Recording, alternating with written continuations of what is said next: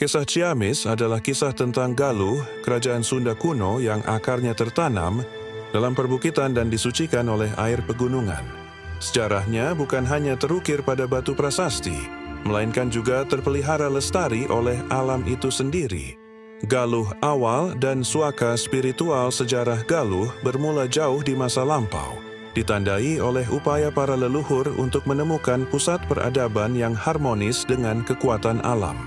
Pusat spiritual utama mereka adalah Gunung Sawal. Gunung Sawal berdiri sebagai suaka spiritual, memancarkan aura keagungan yang kini diabadikan sebagai suaka margasatwa, seluas ribuan hektar. Ia adalah rumah bagi fauna langka seperti macan tutul Jawa dan elang Jawa, yang seolah menjadi penjaga gaib warisan purba Galuh. Di puncak-puncak bukit di kaki Sawal, seperti Puncak Puspa, para raja diyakini mencari ketenangan dan inspirasi. Tempat ini menyajikan panorama negeri di atas awan, simbol ketinggian spiritual dan kejayaan peradaban awal Galuh. Masa keemasan, raja dan air kehidupan. Seiring berkembangnya kerajaan, kebutuhan akan air suci dan sumber daya menjadi krusial. Air yang disucikan sejak dari Sawal menjadi jantung peradaban.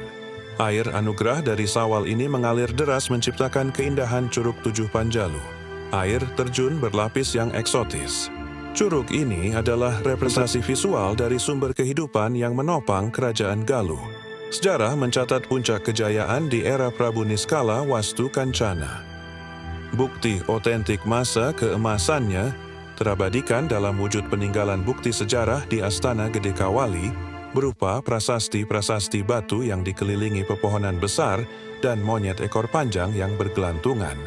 Di Kawali, keberadaan mata air suci Cikawali menegaskan betapa sentralnya peran air dalam ritual peradaban Raja-Raja Galuh. Panjalu dan akulturasi. Raja di tengah danau sejarah terus bergerak menyambut akulturasi budaya. Kisah ini berpusat pada kerajaan Panjalu yang tetap memegang teguh tradisi leluhur sambil menerima pengaruh Islam. Di kaki Sawal, harmonisasi spiritual dan alam mencapai puncaknya di situ Lengkong Panjalu.